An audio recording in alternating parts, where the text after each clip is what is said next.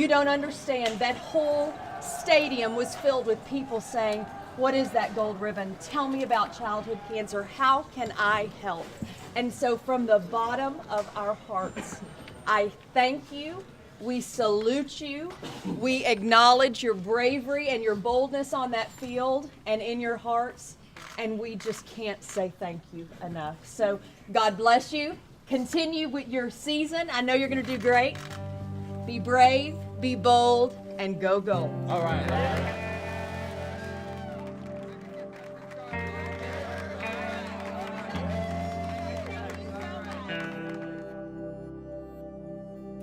My name is Angela Dina, and my family's world changed on May 30th, 2012. Our then 4-year-old son, Charlie, had a tummy ache for a series of a few days, and what I can only tell you were God-led events led us to the Texas Children's Emergency Room near our home. That very day, we received Charlie's diagnosis. However, it was nothing we could prepare for.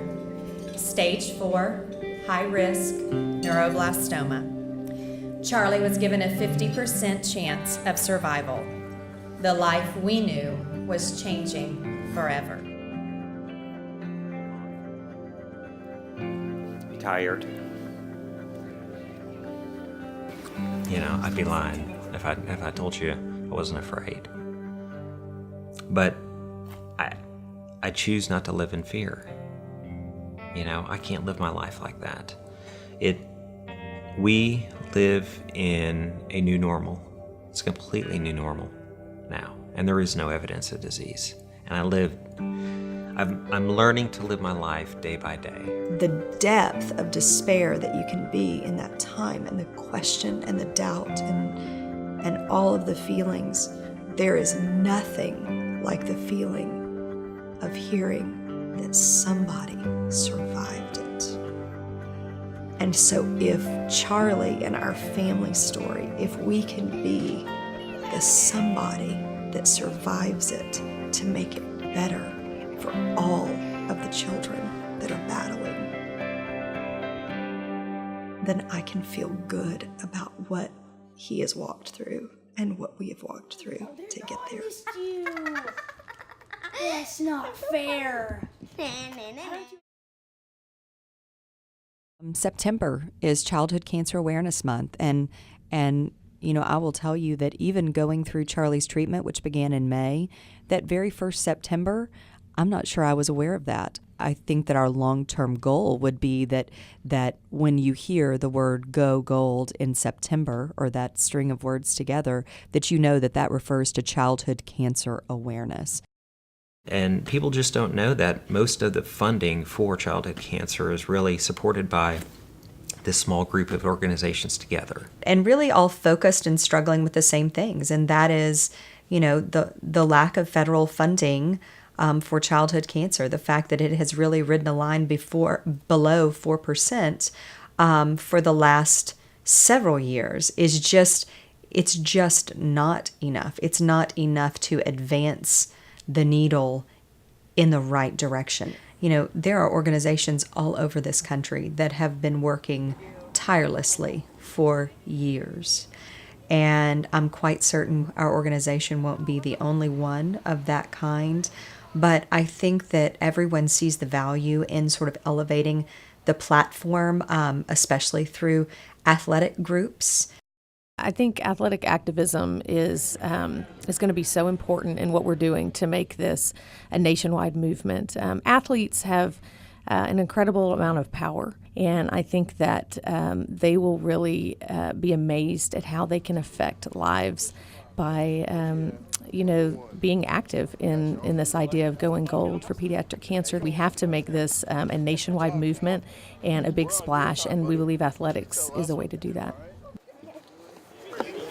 Charlie, see if Charlie can run the ball into the end zone beyond this guy right here, okay? Charlie, run it. Run it, Charlie, end zone. Go to the end zone. Run it.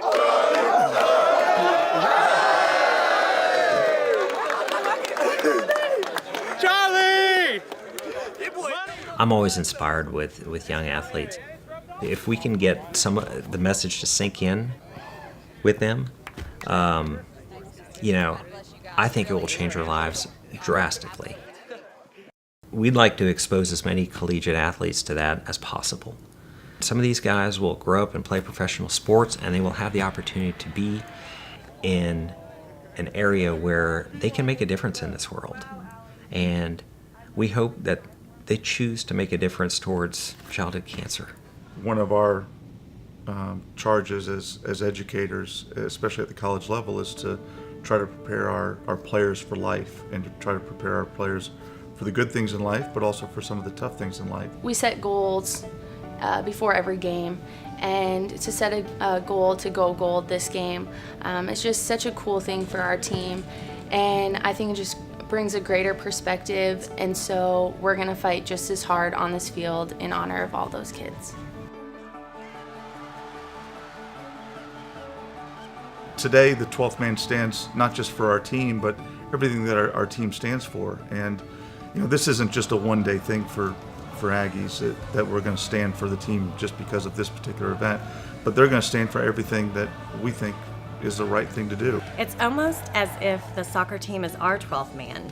Here we're there to support them, but we feel the reverse relationship that they're our 12th man in being here for us. It's just this mutually beautiful relationship that we're having for the common cause of, raising the awareness for these children who are fighting for their lives.